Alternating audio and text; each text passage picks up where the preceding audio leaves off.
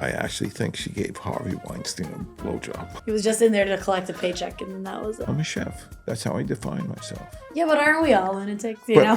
I think you have to find something that you're passionate about, and not everybody has passion. That's the best you can do, honestly. I'm happy with what I do. I have literally, you're looking at a person who has no regrets.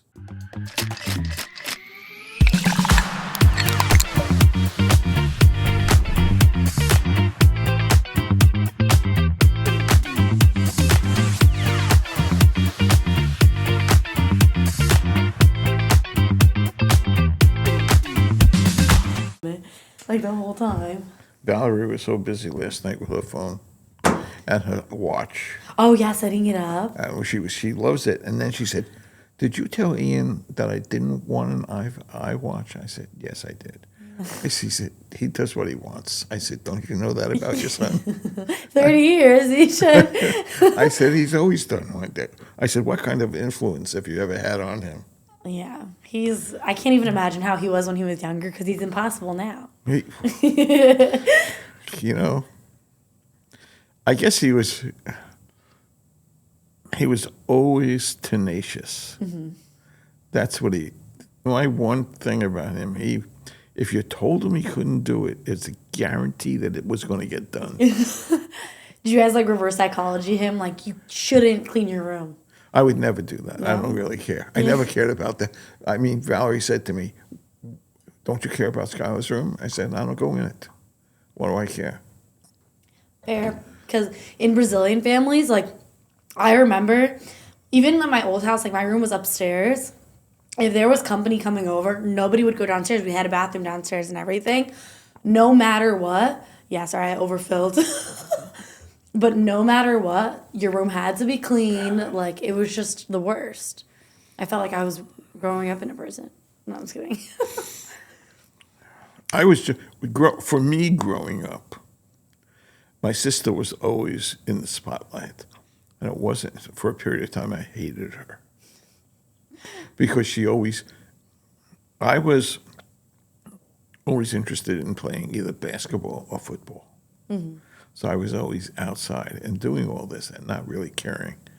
In high school, I think there were 100, no, it's not 100.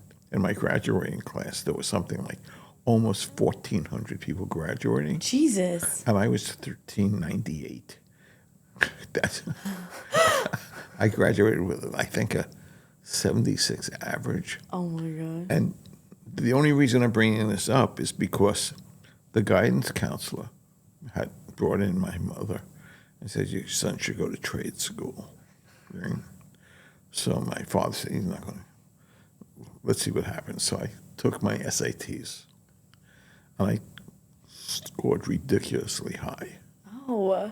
Yeah, I wasn't stupid. I just didn't give a shit.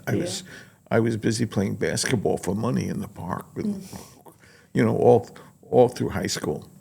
And then the guidance counselor called my parents in again and said, "Your son's an underachiever." So I got into every school I applied to. So I went to Danbury here, Wisconsin, because it was the cheapest. Yeah. And I knew I could play basketball. So I played basketball for the college for a while. Oh, nice. I didn't know that. Yeah, I played basketball my freshman year. And then at the end of my freshman year, I got thrown out of the college for... got caught in the girls' dormitory. It was just being a crazy guy. Yeah, I was stupid. Yeah. It was the first time I went away from home. And I did stupid shit, Yeah. And then I started to have parties and keg parties and rent out VFW halls around town and hire policemen to be security guards at the front. Oh, my gosh. And charge $2 or $3 at the time, which was a lot of money for all the beer you could drink and a band. Oh, my God. It was pretty crazy. I did crazy shit. But I remember, so I couldn't play basketball. But then one day I remember the seniors challenged the basketball team for a game because we had a season. At the end of my freshman year, we were 1 and 16. We had lost 16 games. Oh my God. It was crazy. So the seniors challenged us to a game. So some guy said, well, we'll play for $25 a play person.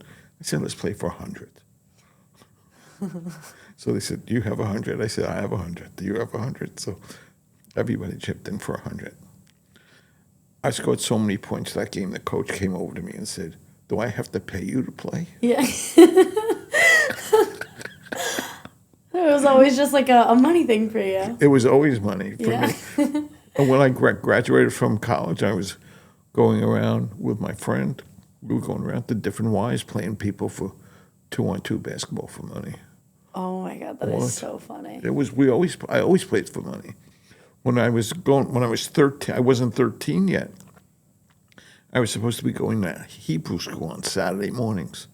My father I went to Hebrew school, and he gave me like $7 a week at the time. And I didn't go for weeks, and I kept the money to go to the park and To play? and gamble.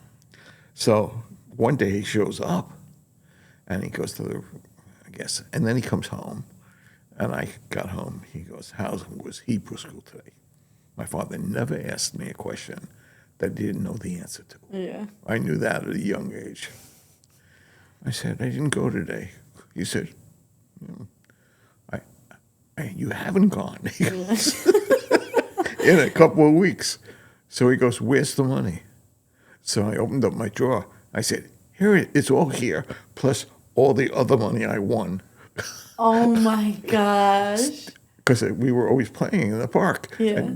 And he goes, you need to go to Hebrew school. But he wasn't angry. He never got angry like that. Yeah, because we've had the conversation before. Your parents weren't super strict on religion on you guys, right? Not at all. My father, you wouldn't know that my father's father was the only non-rabbi of all his brothers. Wow. They were all rabbis except for my father's father. But we did, they wanted me to be bar mitzvah. It's just a stupid waste of time. Yeah. It was just something I had to do for them. And Yeah. then he had this big party. They rented a hotel for a whole weekend. Oh, man. Yeah. Friday, they had some entertainer comedian Saturday night there that was famous at the time. All he had there was, I think, 5 friends. One girl I had a crush on, and 5 guys. Yeah. And all these guys kept coming up and pinching my cheek. They were all my father's clients, and they were all Italians, because some of his clients were from Italian families. Yeah. Some, like, Dr. Pepper? Yeah. I know the guy who started Dr. Pepper. What? Before it was bought by Coke. We had his name was Raphael. What was his first name? He was my father's client. He was a bottler about 3 blocks down. And he said, I have this product. And everybody tasted it. And he actually said, it's even good. He put it in a pot to cook it. He said, taste it when it's hot. He was saying all these things. I wish I could remember his name. It was Raphael, though. But I tasted it before it became a big deal. That's my favorite soda. I love Dr. Pepper. Really? Yeah. But I had tasted it before it was anything. Yeah. It was That's so cool. It was my father was, he wasn't demonstrative in any way.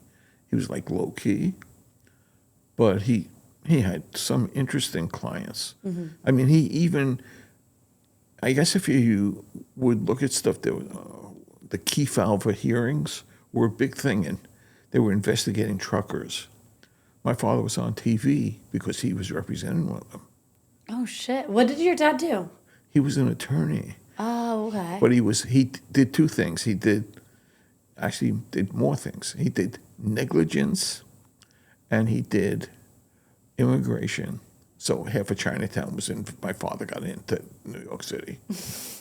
I told you a story. We never ate. We never got a bill in a Chinese restaurant. Yeah. So I thought it was free. No, that's what it was. It was crazy. But anyway, he and his other client, the dark side of the family that no one talked about, because his brother was a bookmaker. He was a real bookmaker, you know. He'd have wads of cash in his pockets. Yeah. And they would meet in this Italian restaurant called Carolina and sit in a corner. And sometimes I would go with my father, and they would have me at another table while he and his brother were busy talking secretly about stuff. Yeah. And then they'd invite me over, and we'd sit down and eat. But he had this connection to the Italian families that they were his clients. And I didn't realize how deep it was until when my father died. All his folders were up in our attic at this house here. So I had to take him out and get rid of him. So then I started to read them. They were fascinating reading. You know, where one guy wrote, he goes, my father's nickname was Red. Red, don't worry. If he doesn't pay, we'll take care of it for you. Oh, you know, and that's how there were tons of things like that. Yeah. But it's like, and once I had a conversation with my father. He said, I didn't do anything illegal for them. I only did their legal work. Yeah. I said, that's why you were on TV. Yeah. And they were not. Yeah, exactly. That is so funny. Yeah, so anyway, and that's why I wanted to be a lawyer for about 6 months. Yeah. And then you saw the process, what it takes. Yeah, hell no. I sat in class for 6 months at this Brooklyn Law School, and I said, this is the most boring shit you can fucking imagine. Why would anybody want to do this? Yeah. So then I went on to sell drugs, which was much more exciting. Yeah.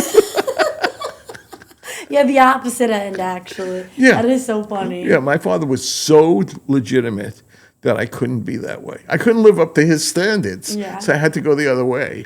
So that's basically probably why I never really cared that much about Ian's problem. Yeah. I just wanted to know that he was taken care of and supported, and that's all. And he's just a kid. I knew what I was doing. He didn't know what he was doing. Yeah. But you probably see a lot of like similarities between you and him too, which like helps you in like those situations. I do. I see a lot. I mean, that's why Valerie said to me, I have a character flaw, and she blamed me for him going to jail. Yeah. For this is your fault. I mean, she was so nasty. But I feel like when something like that happens, I mean, listen, I'm not a parent, so I can only speak from what I've seen. Like, I think that when something bad happens to your kid or when your kid gets involved in something like that, I think it's really easy to just kind of point fingers, one parent to the other, just because you don't, like, the unknowingness of it all, you know? Like, you don't really know what's going to happen. Well, Ian's clearly very attached to me. Yeah. You know? He is. I told him, I was just like, you're like the opposite of a mama's boy. Not that he doesn't love his mom, obviously, but, like, he's so, like, attached to you. Yeah. It's different. It's different also because there were times I would on the phone and he saw the way I dealt with people sometimes, which was not so kind. Yeah. So he was scared of you? But he just looked and he saw that made an impression. Because also he saw the way people responded to me. Yeah. That I wasn't allowing them to be jerks with me. And that was it. No, you got to put your foot down. I was surprised that Valerie was even attracted to me. Yeah. No, we were direct opposites. I mean, when we started to date and Valerie would introduce me to some of her friends and we were there, 30 seconds, I used to leave the conversation and walk away because I just thought they were ditzes. Yeah. And she said, you're so rude. I said, if you want to talk to your friends, I'm fine with that, but I don't need to be there. They're not my friends. I don't even have any connection to them. Yeah. You know, so that was it. But she didn't have that many friends anyway. But it's a balancing game anyways, you know? Like, my parents, I don't know, like, sometimes I'll think about, like, both of them as individual. I mean, they're not together anymore, but, like, I'll look at both of them as individuals, and my parents separated, I was 2. So, like, I don't even really remember them together, but, like, they are the opposite of people. Like, I can't even believe that they were together for as long as they were, because they were completely different people. Yeah, Valerie and I were opposite. Valerie is the sweetest, kindest person I ever met in my entire fucking life. Yeah, she's so sweet. There was nobody sweeter than her. To this day, sometimes I wonder, I said, what was the attraction? Was the attraction the fact that I was so jaded? Yeah. And she was so good? But I mellowed over the years. Yeah. I'm much nicer now than I was. And I'm sure she's toughened up a little. She has. Yeah. Yeah. No, but it's a balance. She probably saw like security and like protection in you too. Well, certainly there was an element of security and protection. Yeah. Because nobody was going to start up with us. But it was strange when people would walk up to us in the street sometimes. And I knew where they were from a past kind of thing. I didn't know. And they would say, "Hey, Michael, how you doing?" And I'd say, "How you doing?" And I wouldn't introduce her. Yeah. And she said, "Who was that?" I said, "I don't remember their name." Yeah. Don't worry about it. We don't know him anymore. We don't have to. Different time, different life. We don't know that. I wasn't until much later that Valerie even knew anything about it. Yeah. She said, "I find out different things all the time." Because Ian was curious. Yeah. So I told Ian some things. But Valerie said, I actually, it was about a week ago, she said, something about, "Oh, you flew all over with your deal. I don't want anything to know about." Yeah. No, sometimes it's better left unsaid. But it's like 9 million years ago. I mean, God. I think when I started to do professional cooking, I stopped. Doing everything? Yeah. How old are you? I was 32, I think. Oh, you started a little later in life then. Yeah, I started. Well, what happened was that I was with a group of guys. We were always getting high and cooking and we had like a dinner club where once a month we would cook in each other's house, a particular dinner that we got. And people would say, "Michael, you should really do this professionally. You're a bit different from everybody else." So I didn't know. So then I said, "Oh, all right, I'm going to go to restaurant school and see what happens." There was an intensive care restaurant school that I went to. And I graduated at the top of the class. And from there I said, "Okay, so I can do this." I mean, the guy said to me when I was there one day, he said, "You know how to cook?" I said, "Yeah, I do. I've been cooking since I'm 10. Yeah. So I already have 20 years of cooking. Yeah. But that kind of stuff. I mean, even though I bake nowadays, I remember the baking chef who wrote several cookbooks, and I'm still trying, some connected with him. Yeah. He would say, "Michael, if you gave a shit, you would be a really good baker." I said, "Who wants to get up at 5 a.m. and start baking?" Yeah. You have to get up at 3 to start baking at 5. I know, it's not for me. And anyway, it was too restrictive. Yeah. I like to do some more creative shit. Yeah, the world's so broad in like the cooking, because like especially you make food realistically like from all over the world. It's not just so much like your culture and like what you like, even your specialty, like the paellas. You make paella. Like I had paella in Spain, and I've had your paella, and like, oh my gosh, your paella is so good. Well, I have a lot of practice making paella. Yeah. But the truth is, I've traveled through Spain and tasted paella. Yeah. And I had a friend who has a cookbook. She's passed, but she wrote a cookbook, paella, and I did research with her and her husband. We went to every restaurant in Manhattan that made paella. Yeah. I just kept eating and eating. And she said, "What do you think of this? What do you think of that?" And I used to say, "This is good, but the other one was better. We do this." I was lucky that I had exposure. I had exposure to multiple people in multiple cultures that allowed me to not be limited.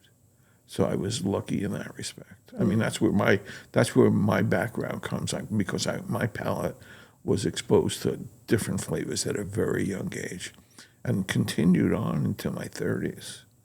And even later, that's when I met like Wolfgang Puck and all those other guys. Sick. All those guys. It was just by chance, Yeah. But they would ask me, "What, did you go to the CIA?" I said, No, I didn't go to the CIA. I said, I read books and I experiment. Yeah. I said, I'm just lucky that I have a good palate. And that's why I gave up smoking marijuana, because I couldn't tell. I was smoking so much and everything tasted good. So Yeah. I've heard that before too. That it like really like messes with your palate. well, it messed with my palate. Everything tasted good. And at one point in time, I'm not sure, I think it was just before I started going to restaurants. I weighed like 230 pounds, 240 pounds. I was like a cow. Yeah. And then I went on this grapefruit diet. I just had grapefruit and steak. Yeah, I lost 50 or 60 pounds. Oh my gosh. Yeah. I've never heard of that diet. Well, steak is protein. Grapefruit speeds up your metabolism. Yeah. Interesting. And that's why it's always, nobody knows that diet. It's just bullshit. It's Yeah. just it was some stupid thing. I said, oh, I know how to lose weight. Boom, boom, boom. Yeah. That was it. But I was, you know how, I always kind of laugh when you guys go to restaurants, it's fancy restaurants, and Ian goes to them. I did that in Manhattan. I used to smoke cigars and drink brandy. And there was this famous restaurant in Manhattan I took my parents out to, and the maitre d' comes over and he says, you're going to have your usual. And my father just looks at me. What did he mean, your usual? Yeah. I said, he's mistaken. He doesn't remember who it is. Oh. I was going there 3 nights a week. Yeah. Did you, like right out of culinary school, you started working at a restaurant, or did you go into the private catering? No, I started working at a restaurant. I worked at the River Cafe for a bit. It taught me to never work in a restaurant again. Well, you know what? It was boring. What happened was, even though, the first 6 weeks were exciting when I was learning each station of the restaurant, and then the guys there wanted to sabotage me because they didn't want me to be successful for whatever reason. And the head chef came over to me and said, listen, I hired you not to listen to anybody here. If you have something, you ask me. I said, but I hired you because you know how to cook. So I said, thank you very much. I never listened to anybody again in that restaurant. And then eventually I just, I got burnt out. I had worked so many days, I didn't have days off for like 3 or 4 weeks, because there was people taking off days that I was supposed to have off, and I was the only one who knew how to fill in all the stations. Yeah.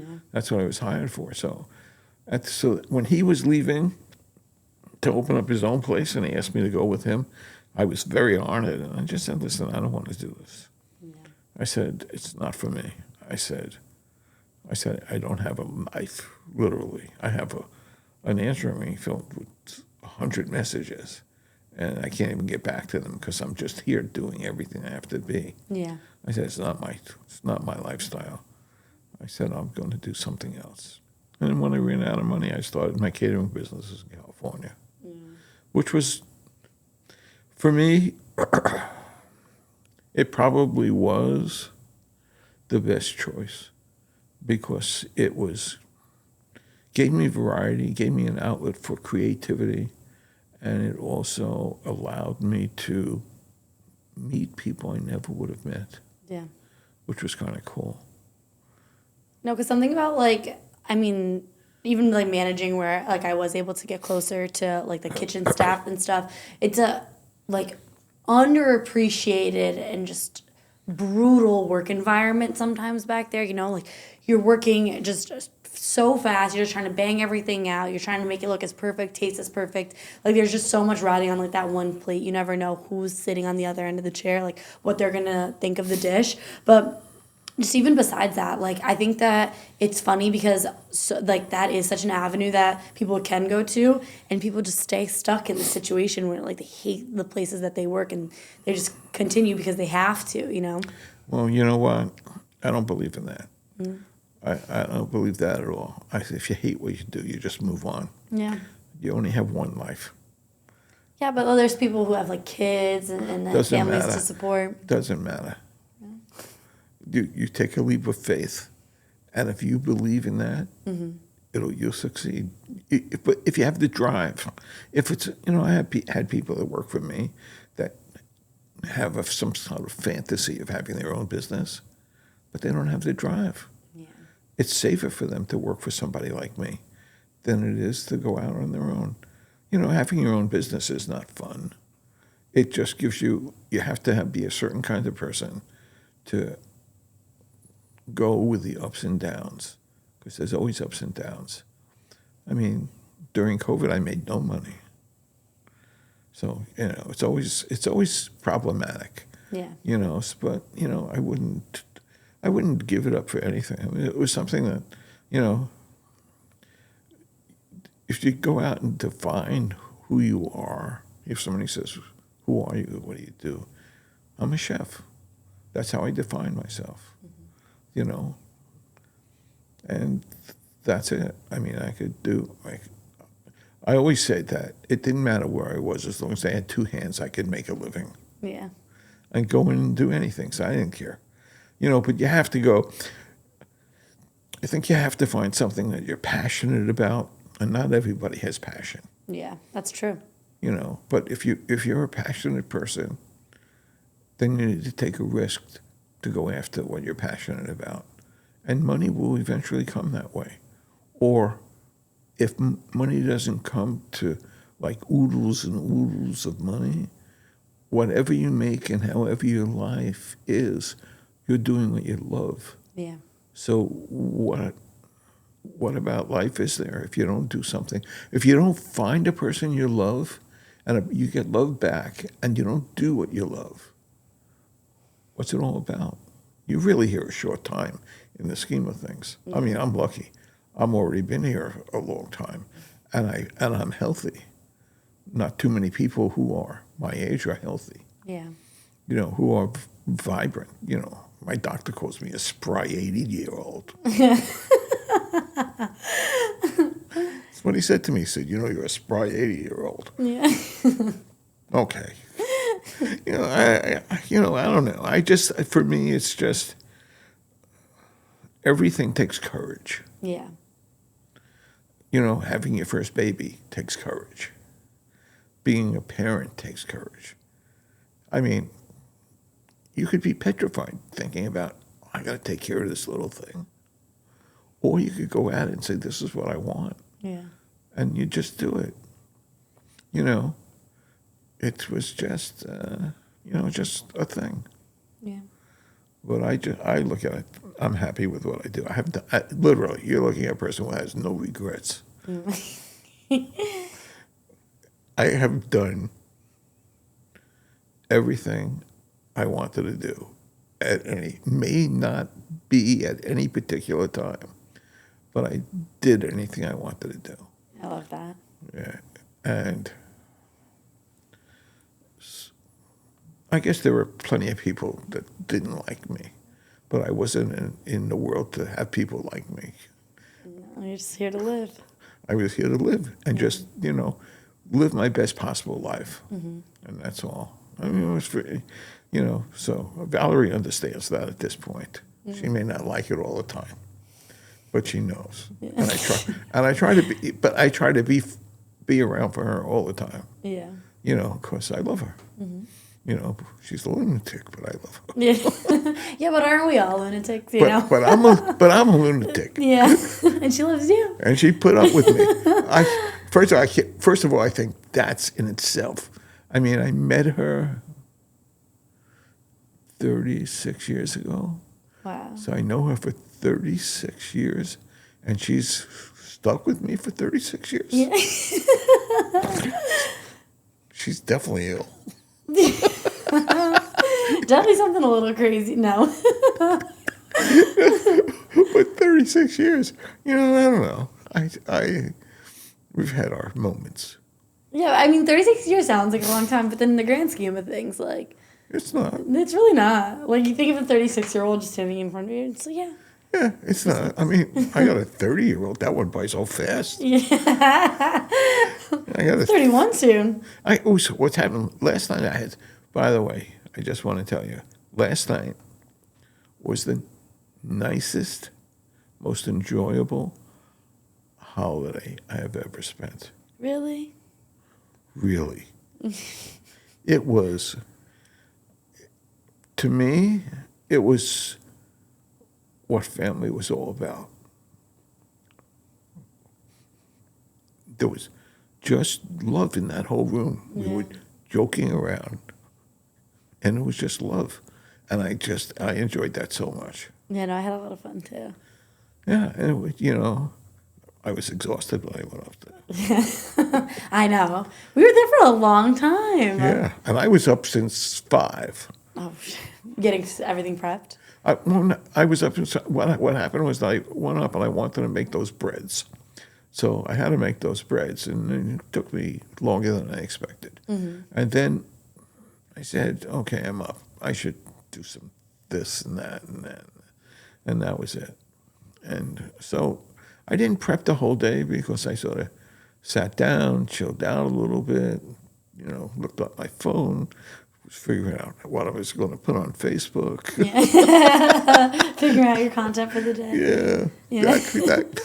That kind of stuff. So I did a variety of things. So it wasn't anything. It was just a long day, and I realized I was, I don't know what time, when you guys left, I started to do all the pans, the sheet pans, and I left Valerie to do the rest. And then I went upstairs. I don't know what time it was. Probably 1:30. Jeez, yeah, because we got home, it was past 11:30. I was like, oh my gosh, we're like such little late. But you got there at 2:45. Yeah, that's a long time. It was chill though. Yeah. I never want to play Monopoly with Ian ever again though. He's a cheater. So. He is. I was surprised. Valerie played a good game. She did. She really did. But you know what? That her method is not the way that normally people play. So she was trying to be as conservative as possible with her money. Yeah. And she didn't want to buy.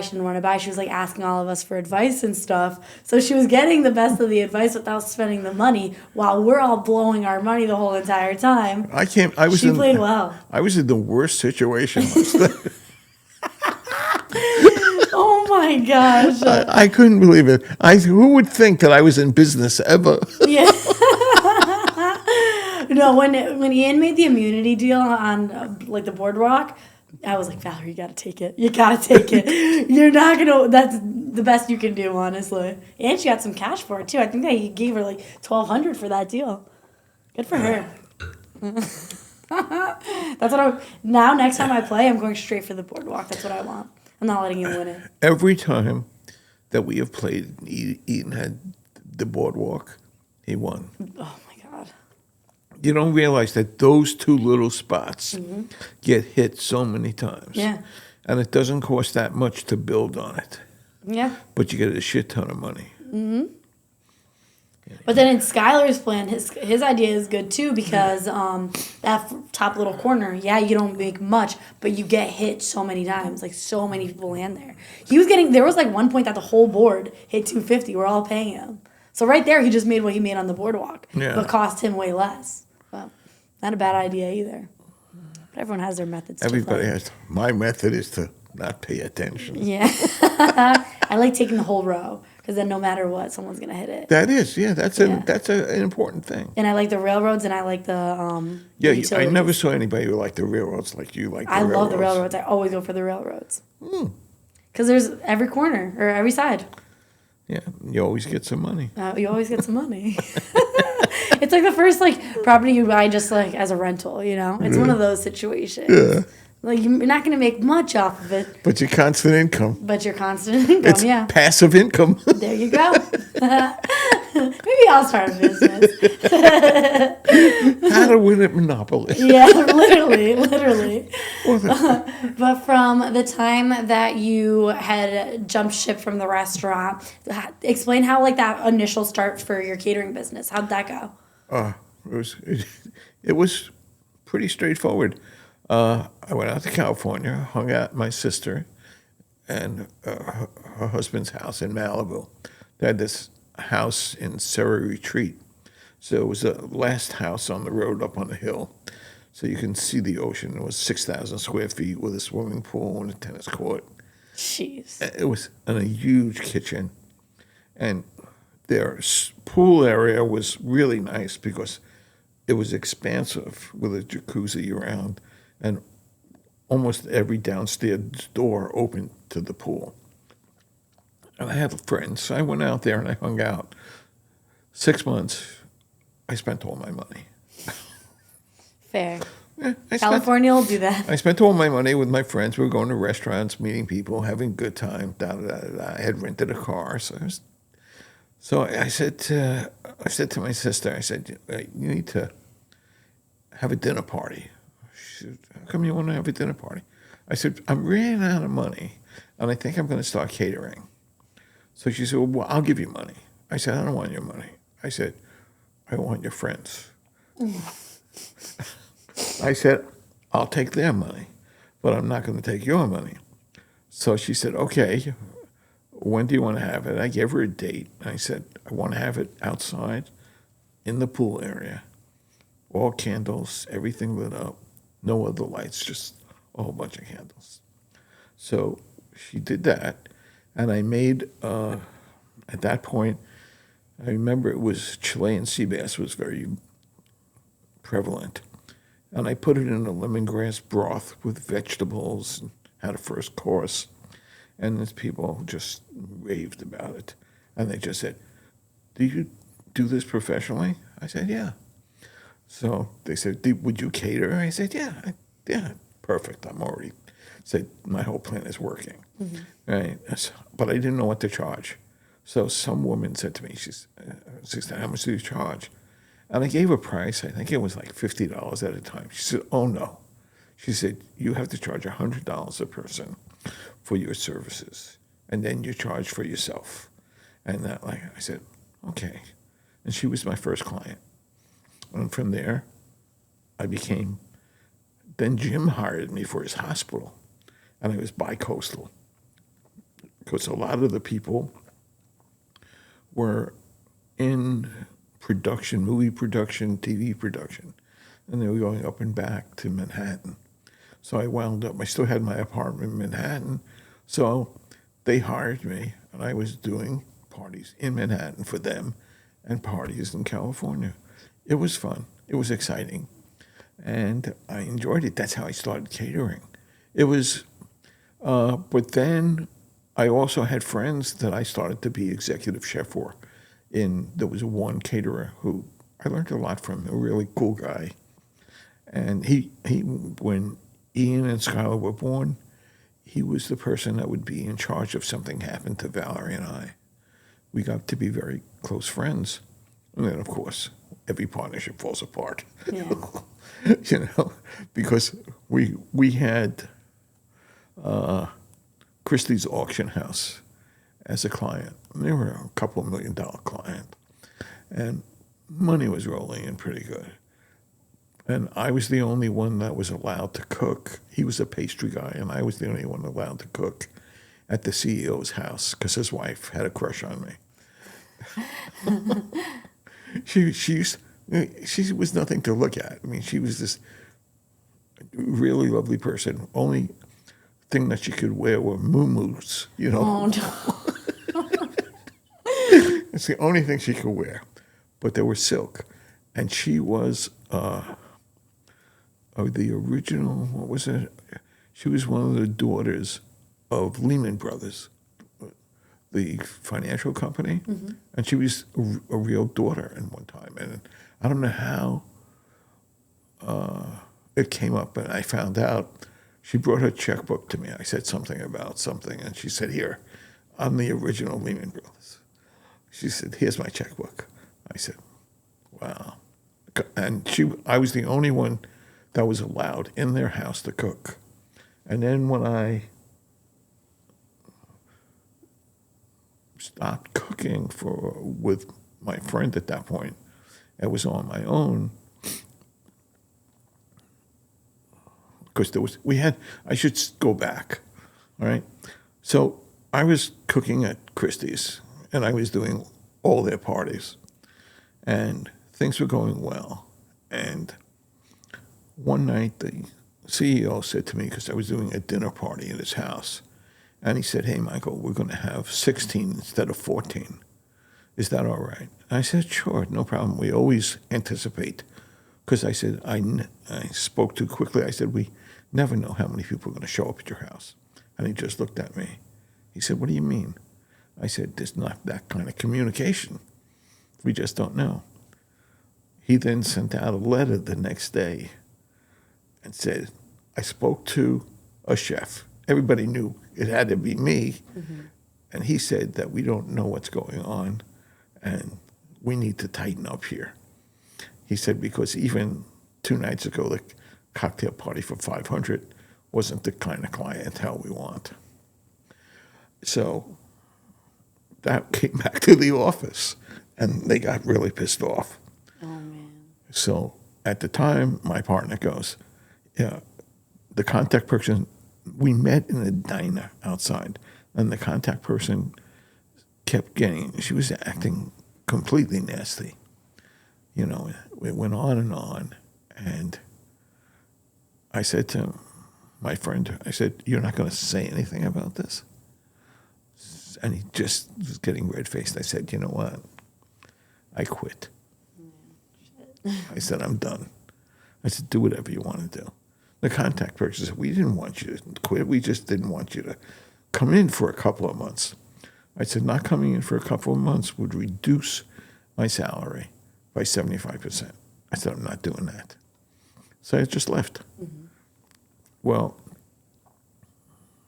4 months later, she calls me up and she said, "Could you do a dinner party at the Lash's house," which was the CEO? And I said, "No, I'm going to California tomorrow."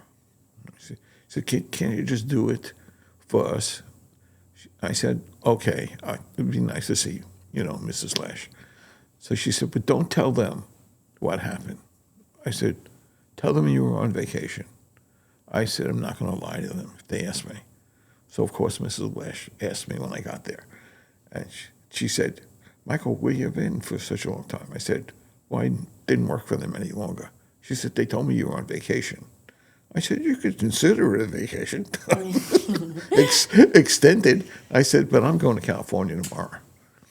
So then after that point, she hired me privately.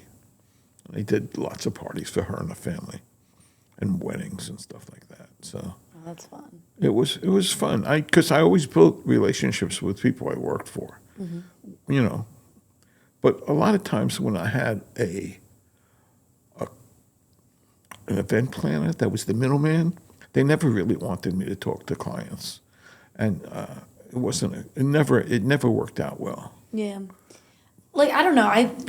In some regards, I understand that, but in most of them, like, I would just want to be as transparent as possible. You know what I mean? Like, a lot of times, even like at the restaurant, what we would do is we would have meetings with everyone. So like, you would sit with like the event planner, and you would sit with like the chef and the person hosting the event, and so everyone's on the same page. We know exactly what time everything is going out, how much of what is going to go out. There's just completely transparent. New York City didn't work that way. New York City had event planners, and they had chefs or people who produced food for them, mm-hmm. and they didn't want to let the client know that I wasn't their employee. Yeah. That it was somebody, that they hired, but eventually, there was always a fuck up. Yeah. Invariably. But I used to watch event planners do some major lying. It was very interesting, especially on site when somebody would say, "Michael, where is this?" I said, "Here's your menu." Yeah. She said, "Oh, I left it off." I said, "Well, you should have checked your menu." Yeah. I said, "It's not my problem." No, it's 100% yours. But that kind of stuff. It was always going on. But I had 2 partners. And I never would have partners again. For whatever reason, my partners wound up making more money than I did, and I was doing all the work. Yeah, no. It just didn't work out for me. Shitty deal. Yeah, it was pretty terrible. No, it's not worth it at all at that point. I never left it. Whenever I left partners, it was always about money, and it was never pleasant. Yeah. I my first real partner I had was this woman who probably lied as much as the president, Yeah. but she got good clients. Yeah. And to this day, I actually think she gave Harvey Weinstein a blowjob. Yeah. No, because we went up to his offices to get him as a client. And normally I would go in with her to these clients because we were partners. She said, asked me to wait in the hall. Yeah. I waited in the hall. She came out. She was licking her lips, and that was it. Oh. You guys get the. She said, I got the client. I Yeah. said, congratulations. Thanks, I think. But, That is so funny. yeah, but, there was kinds of things. And everything, I had a good relationship with her until she took her husband into the business because he was a loser Yeah. and knew nothing about food and couldn't sell anything. And he was just a real loser. Yeah. And then he thought he knew stuff. He was just in there to collect a paycheck, and then that was it. Right. And That's then like the worst. I don't know what he actually did except cause trouble. And she would go around and, she got big clients and do all kinds of stuff. And when she and I were working together, we created this little bite-sized food, for the Upper East Side crowd. And we were picked for Biz Bash, or is it Biz Bash? Yeah, Biz Bash, as the best new caterer in New York City. Oh, cool. It was great. Yeah. Got us a whole big bunch of business. Of course, I heard that after the fact. She never told me. They also had a dinner party where she got a plaque. And she went up and got a plaque. And I said to her, you went to a dinner party? She said, yeah, we didn't think you'd want to go. I said, don't you think you could ask me? Yeah. I mean, that was the beginning of the end. But but she would do crazy shit. And I mean, you've worked with like a bunch of really big names, like Bill Clinton. Like, Yeah. Is that all from her connects too, or? It was from different connections. Okay. Some of her connections, some of my other clients' connections, and some of what happened is that we wound up getting In Style magazine Nice. as a major client. And In Style magazine loved my food. So they kept giving us all kinds of parties. That's how we wound up working for a lot of celebrities. That's how we wound up doing all the Harry Potter's openings. And that's where Ian met all the stars. That's sick. We did this big opening for them, which was a whole nother thing, which I thought it was hilarious, but because that's who I was. There was my person who I'm partners with, and an event planner from L.A., and she was there. And the client, I got there with my staff early, as I usually do, setting up, walking around, and the client was there. Nobody else, neither one of the event planners were there, or my partner. And I took the client around to each station to taste the food, and he loved it. And go back to the kitchen, we start the person from L.A. comes in. I don't like these hors d'oeuvres. You have to cut the whole top off. The client's not going to like that. So I just looked at it. I said, I'm not going to do this. So then Mary, who comes in, who's my partner and got most of the thing, she says, Michael, what are you doing? I said, I spoke to the client before. He loves everything. I'm not cutting any fucking shit off. Doesn't matter. Yeah. She starts crying. Oh no. She says, you do this to me all the time. I said, what do I do to you? I just make you money. I said, what are you talking about? I know what the client likes. I'm just going to do what I fucking want, what the client wants. So, but she was crying. Then her husband, who I don't like to begin with, comes in. I said, get the fuck out of here. Yeah. It was just like a scene out of it was a All right, so if you're watching a TV show and the show is the Harry Potter thing, and then the show is really behind the scenes. The behind the scenes is where the show was going. Yeah.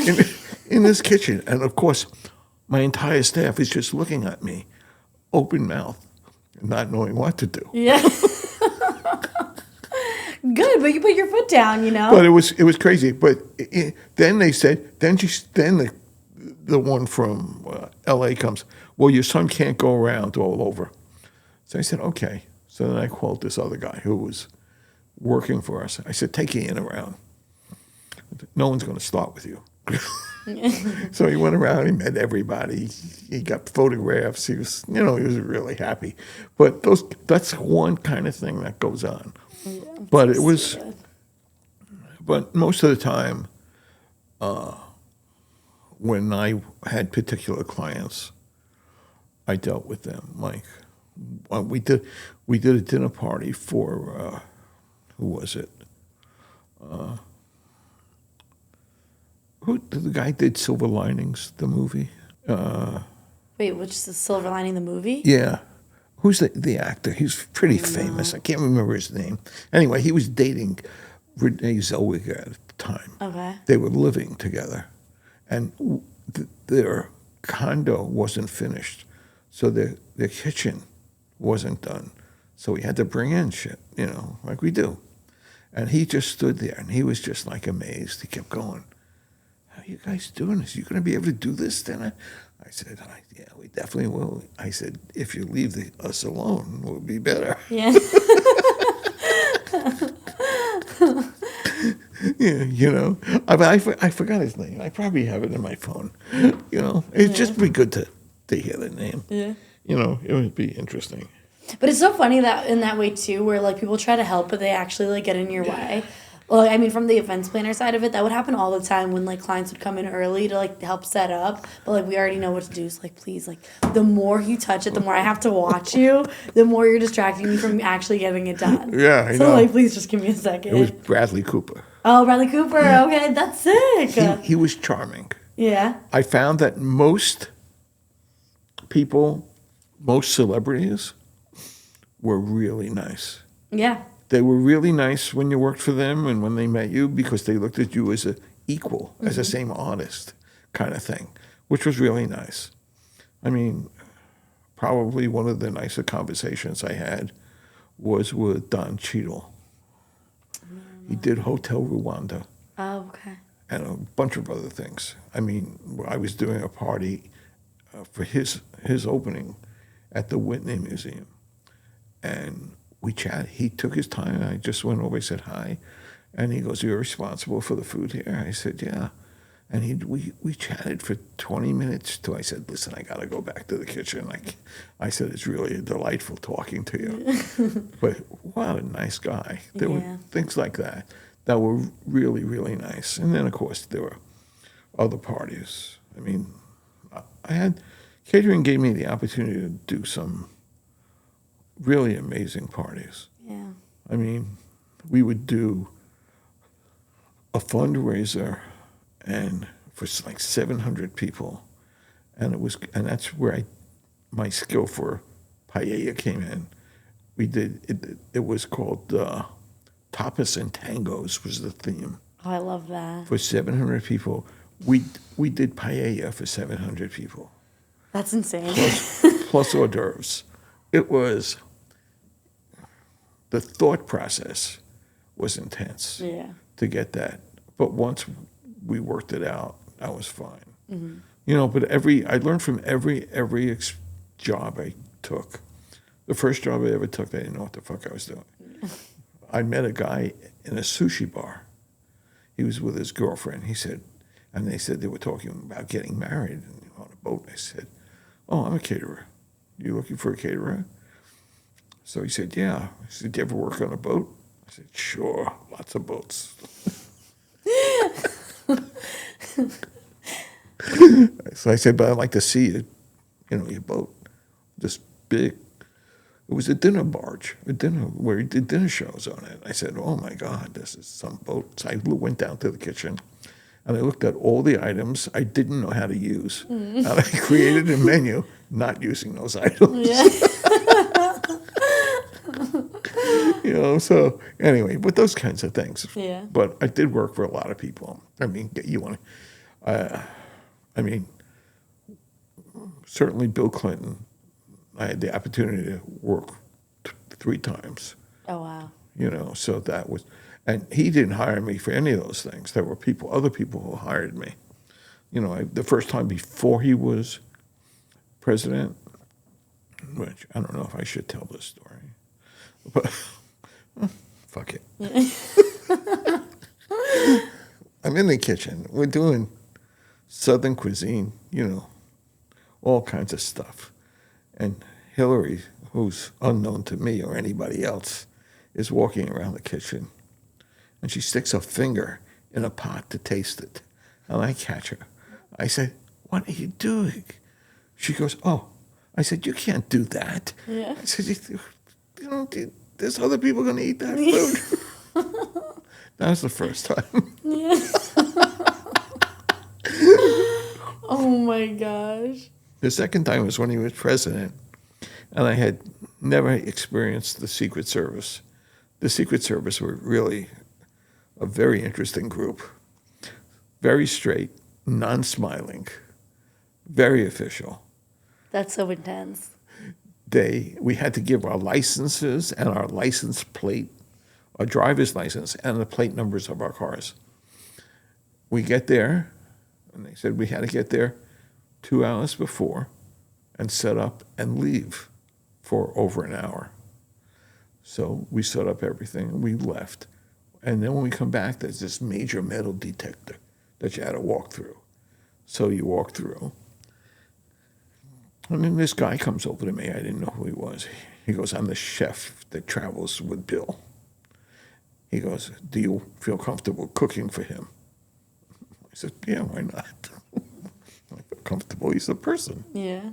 So we had this luncheon that we did for him, and it was pre-plated, and it was all, it was July 4th weekend, so we did lobster, red, white, and blue potato salad, some kind of stuff like that. And the waits there put all the plates out.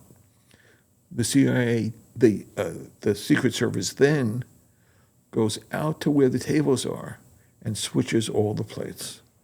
What the heck? Move all the plates because they don't want anything designated for the president. Yeah. All right, so I see that and I'm amazed. And the party's going fine. My wait staff comes in, said, "Michael, we need a dessert for the president." So I said, "Oh, take that one over there." And then the Secret Service guy steps out from the shadows. He goes, "No, I'll pick the one."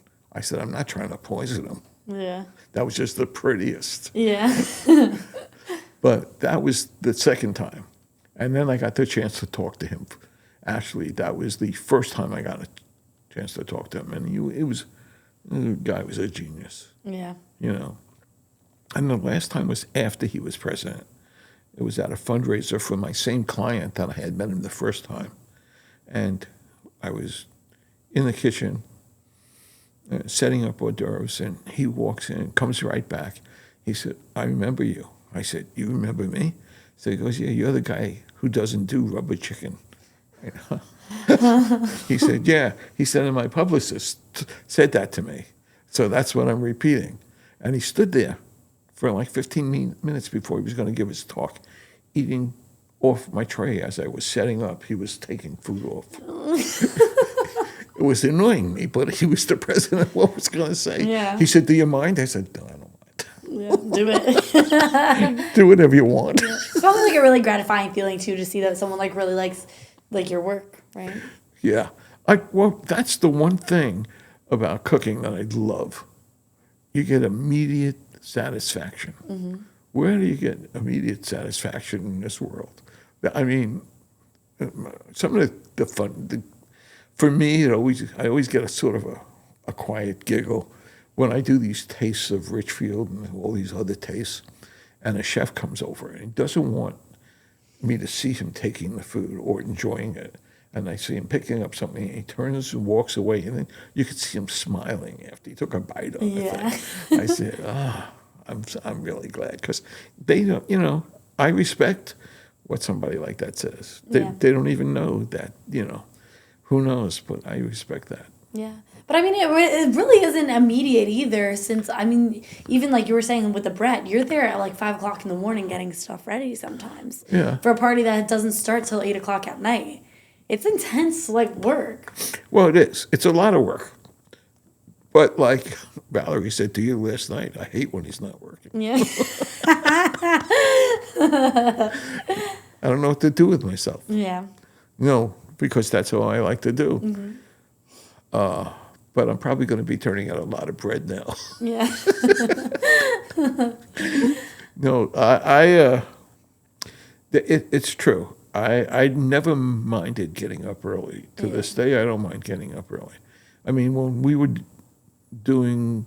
when my business was in the city a lot and we were doing breakfast, I would go into my kitchen in Bethel at 2 a.m. 2 o'clock in the morning. Yeah, because we'd have to leave by 5 because the breakfast would start at 8. We had to get there set up by 7. Jesus. It was intense. It was always dark. Yeah. And it was cold. Yeah. And then if like tomorrow is supposed to be a snowstorm, Mm-hmm. we'd be packing up today and getting everything set, knowing that we'd have to travel and it would take us 4 hours in the Jesus. snowstorm because we never not did a party. Yeah. I have to tell you, I have to tell you this. Wow. When I said I never not did a party. Oh, man. All right, so I'm working for these yahoos. A bunch of these 2 guys that are my friends, and they turned out to be real idiots. All right, they started a catering company. So it was at the beginning of their catering company. They would send me menus, and I would give them menus, and they would doctor them up. And I'm home. It's in the afternoon, and he calls me and said, "Where are you?" I said, "What are you talking about? Where am I?" "I'm in my house." He goes, "You're supposed to be here. We have a party." I said, "I don't have that." He goes, "Well, we have a party here. What am I supposed to do?" It was in a boutique hotel in Manhattan. No. So I said to him, "Go out to Whole Foods and get some charcuterie, Yeah. and I'll be there in an hour." So I went to the kitchen and pulled up a whole bunch of things together and made things on site in this hotel, and we got this together. But that was like the biggest fiasco. That was to me a laugh. I said, "How stupid are you guys?" Yeah. But I mean, who's, like, did they never, like, they never confirm sent it? me the information. Oh, my God. That's what happened. They never sent me the information. Jeez, no, I would have had a freaking heart attack. I did. Yeah. I moment you wasn't just have to- calm. Yeah. I said, "Oh my God, what the fuck am I going to do now?" Yeah. And I went right to the kitchen and looked up to see what I had. And I had some stuff that I could put together, and I said, "Okay, I could do this on site. I could do this on site. Yeah. I could get this together." I said, all he has to do is stall with the charcuterie and let them pick, Yeah. and I'll get it together. Oh my gosh, no. I remember even like the slightest little things, like it would stress me out so much. Like if a reservation stayed like an extra 5 minutes. So now if a reservation stays an extra 5 minutes, then it's an extra 30 minutes of cleanup, like whatever. So it's a domino effect, everything piles on. If I had a situation like that, I don't even know what I would do. You're stronger than me. I would have been like, "Oh, I will pay for your takeout. I don't know what you want me to do." No, never not had a party work. Mm-hmm. It wasn't in my nature. Yeah. It didn't matter what it was, but but that was interesting. I mean, there were lots of times. I mean, when I was working for Christie's Auction House, one Christmas we were doing Christmas parties, and they had like 300-400 people, and they wouldn't even have it at Christie's. They'd have it off-site. Yeah.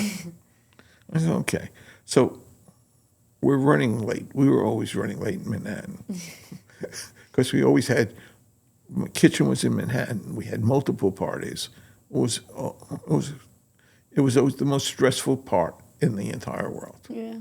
And so we're doing this, and I said to my friend Paul at the time, who was the captain, I said, Paul, start up all the proofers. And there were like 12 proofers in this room, right? I get there and it's really hot. But we're, and we're putting stuff in the proofers. And my assistant's putting stuff in the proofers. And somebody said, last night the fire department closed the place down because of whatever. You don't want that to happen. I said, no, I don't. That would be my worst nightmare. Yeah. My assistant goes to me, she said, Michael, that proofer doesn't look good. And I looked at it and I said, yeah, it's on fire. The entire thing, all the sternos had meshed together. And was going around like this in the whole proofer. And I had no choice but to put it out, because otherwise this was going to ruin the whole party, and we were going to lose this $2 million client. Yeah. I couldn't afford to do that. So I said to my assistant, who was a tough girl, man, she was like real tough. Yeah. I said, I'm going to open this up. You stand behind me, and I'm going to start putting out this fire and handing you the food that's in this fire. You just grab it over my shoulder. So I had a couple hot mitts and some towels. And we opened up the thing. I stuck my hands in and started to put out the fires and pulled the food out, right? We got it out. Fire went out. My ears were burned. My hands had blisters on them. And the person who was the caterer in charge at that point, the owner, he said to me, how's my lasagna? He didn't even, and I said to somebody else, I said, get me a bucket of ice water. I sat there in a chair with my hands in ice water the whole night. Oh my God. And I drove home with an ice bucket between my legs so I could alternate my hands. Jesus. It was crazy. But those are the kinds of things that you don't have. As me, I didn't have a choice. I knew that I couldn't say, you do it. I had to do it. Yeah. And I could not let the party fall apart. Yeah. But there was shit like that all the time. I mean, especially even when we worked in like the Lincoln Center, and we were always using sternos. A curtain behind the sterno started to smoke. Oh my God. No. Yeah, because some stupid guy put it there, put it too close. There were always, because so part of my job was not only cooking and making sure nobody else did some fucking stupid thing. Yeah. And invariably, somebody was always doing it. You had one person who was a really good person, and then you had a bunch of stupid people who worked for you. That's the freaking worst. Yeah, and that's what always happened. But aside from all those kinds of things, I mean, I have to say, it was an absolute blast. Yeah. It was a blast. Yeah. I mean, when I worked, we did the funniest times happened is when I was really the chef for Christie's Auction House. Because, we did Elizabeth Taylor's cocktail party when they were selling her jewelry, and there were like 500 celebrity people there. It was always the energy of putting that together and getting the food out and making everything look great. The energy that one had to do to make it look perfect was what I enjoyed. Yeah. It was so stimulating. It was better than drugs. Yeah. It's better than all the weed. It was much better. It was my high, and that's what it's about. It was like, to this day, putting the party together and watching it and knowing the food is good, it always gets me high. And I've been doing it for like 50 years. Yeah. And I still get high from the whole thing. I love that. You found your true passion. Not a lot of people are lucky enough to do that. I feel lucky. Yeah. I feel so lucky. I feel,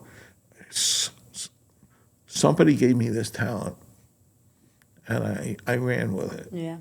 And that's what I like about it. Some people deny their talent because of whatever reasons. They want something more practical. I want to be crazed for a little bit. There's nothing better than having multiple parties and planning it out and ordering the food and making sure it comes to fruition, Yeah. and then packing it up and then watching people's faces as they eat it. Yeah. I mean, I've been lucky. I mean, I don't know how many other caterers had the opportunity to cook for the people I cooked for. Yeah.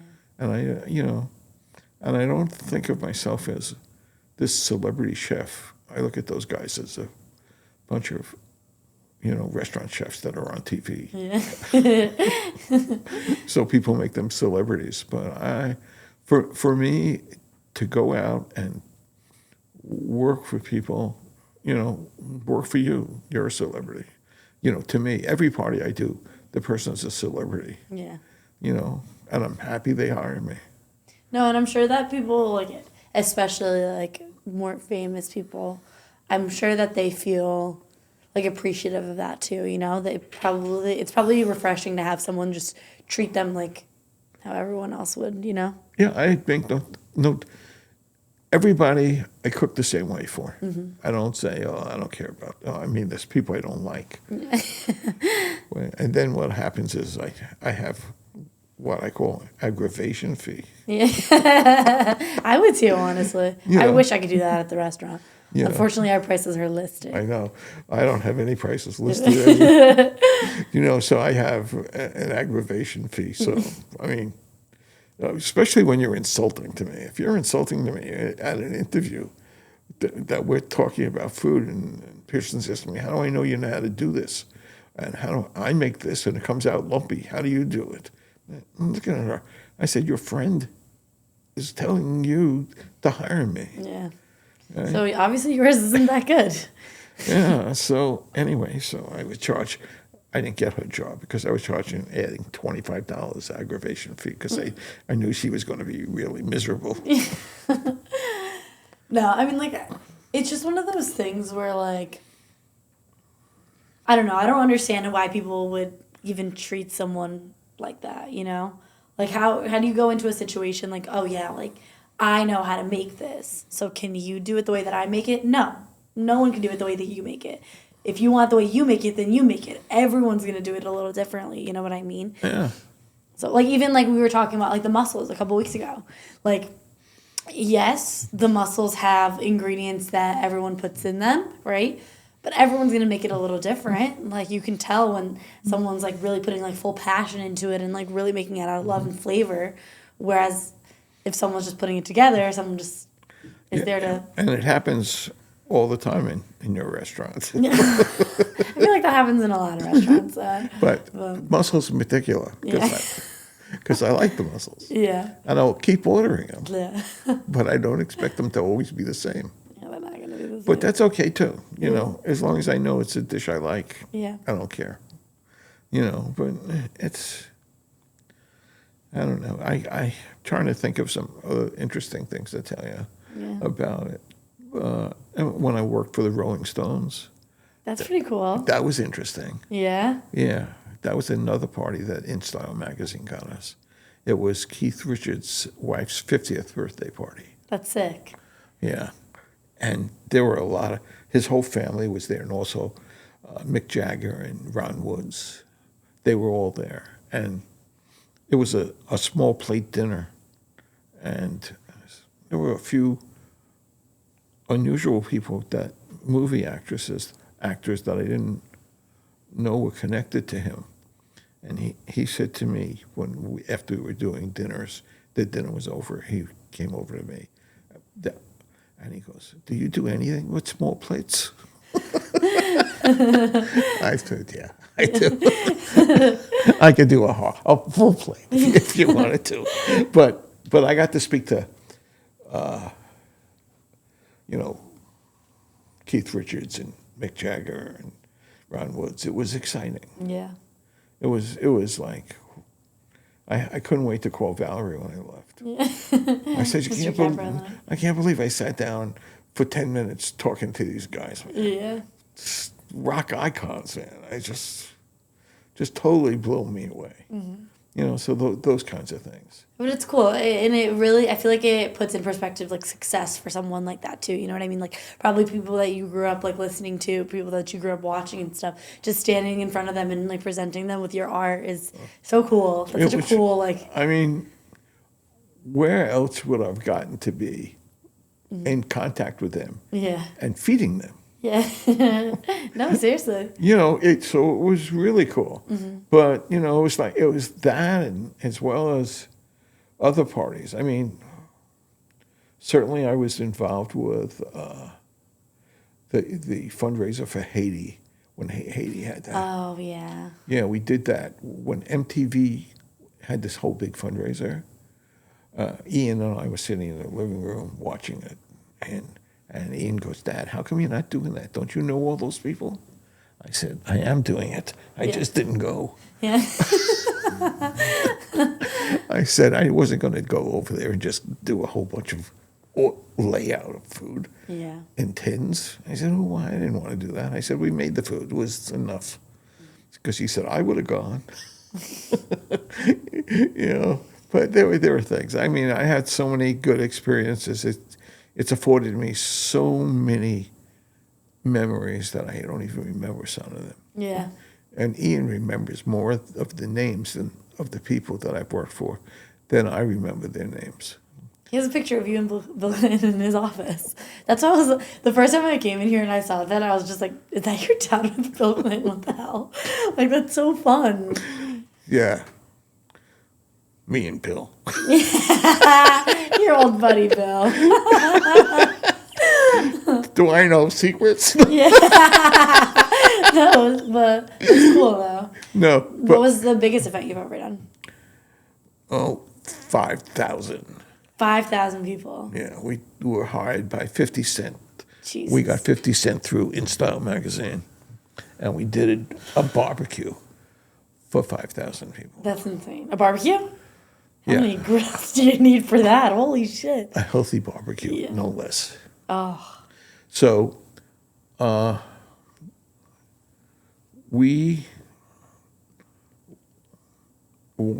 I did was, first of all, we had dandies. You know dandies? Yeah. They loaned me their truck. They back up the truck next to my kitchen, and we loaded it up. Their refrigerated truck, and because I was friendly with them for a very long period, and then I just had to pay their driver, so we filled that up, and we had that all day long. I had 22 assistants working for me, and we had a whole bunch of waiters, but it wasn't that kind of party where you needed a lot of waiters, you know. And on the same time, we did that party. I remember we did veggie burgers and chicken thighs and whole wheat pasta and salad. And at that point, we rented an ice truck that had those fruity things, fruit ices. Oh, yeah. On I know a what stick. you're talking about, yeah. We rented that, a couple of trucks of those. And so that's what it was. But took me a couple of days to put the food together for that. I'd imagine. That's so many freaking people. I forgot that he has that, what is it called? The vegan restaurant in LA, too. Yeah. I forget what it's So called. anyway, so we did that, and, you know, we had all barbecue grills set up because we were doing it to order. And at the same token, he was up in a hotel very close by, so we did a VIP dinner for him. Nothing, just a barbecue, you know, for the same people, but a little high-end, more high-end food. But he was driving around in his golf cart, you know, seeing all the people in that area, because there was all people from his neighborhood. Yeah. That's what it was for I people. love that. It was really cool. A nice guy, you know. You know, I remember him. He would never remember me. Yeah. I mean, he's probably met so many people, but it's really cool still. Yeah, that was the biggest party. And the first party I ever did that was large like that was 2000 on the Intrepid, with the boat in Manhattan. Holy shit. That was for Microsoft. And It was like a staff thing? We had different stations on the whole boat, and it was kind of cool. I'm trying to remember who was the comedian at the time. He wound up being running one of the late night shows. That he was the stand-up comedian No for them. way. Yeah. That's pretty cool. It was before he was really famous. I love that. You know, because I've been doing this a long time, so that's the thing. But those two parties were my biggest, 2000 and the 5001. But in the course of the thing, we worked for Dos Equis. I did 2 back-to-back parties of 1,500 for them. You know, Jeez. That's when Ian was on trial. I actually did those parties. Oh, no way. Yeah. That was probably intense that time. It was a little intense. Yeah. Going through the stress of it and then still having to work and stuff. Yeah. But so we did those parties for them. But, you know, everything it added to who I was. Yeah. And it was something that I never expected to do. You know, and I think the thing that I would have liked to have seen my father see me do this kind of stuff, you know, because I think he would have been really proud of me. But, you know, it was just, I recommend highly to do what you love. Yeah.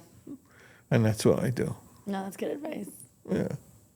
We'll see. I think it's harder sometimes, like finding something that you love, than like actually making I mean, especially for this generation, I'd say, because I think that like I was reading something not that long ago, and it was talking about how like this generation just like jumps jobs like crazy, but how like we never stick with anything, and I feel like that's the hardest part. Like I see that in myself, you know. I've talked to people and I've been like, oh yeah, when I did this, but when I did this, it's like, how many lives have I lived? But at the same time, it's like. But I think that unless you find something that is a passion that you like to work at, that's not work, then it's who you are. Yeah, that's true. But there's nothing wrong with leaving jobs and going from job to job because it's like finding yourself. Yeah, that's true. You know, it's not a negative thing. I don't look at it as a negative thing. I think it would be more negative if you stuck for a job for 20 years that you hated. Yeah, that's true. I don't think I'd ever be able to do that. That would be the worst. That seems intense. No, I realized that. I remember I had just graduated from college, and I had to teach to avoid the draft. And this first school I was at, and the guy came over, he said, oh, I know your family, da-da-da-da. He said, I've been here 20 years. This is a good place to work. And I'm saying, I think I went into shock. 20 years in this place? Yeah. Oh, my God. Yeah.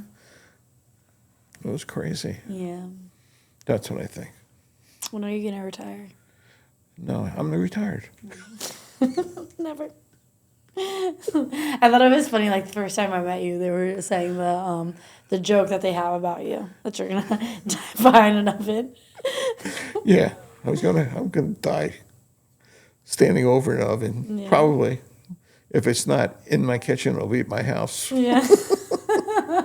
Doing what you love. The worst thing is to die in front of the TV set. Yeah, that's true. It's true. After not moving for days, yeah. I can't imagine that either, but I love that you really found your passion, and like it's really inspiring too. Like I mean, especially like I'm 25 now. You know, it's inspiring to know that people can find that a little bit later, and they're okay. You still have time. Yeah. You really It doesn't do. feel like it sometimes though. I'll tell I you know. that It much. never feels like that. And then it'll happen. Yeah.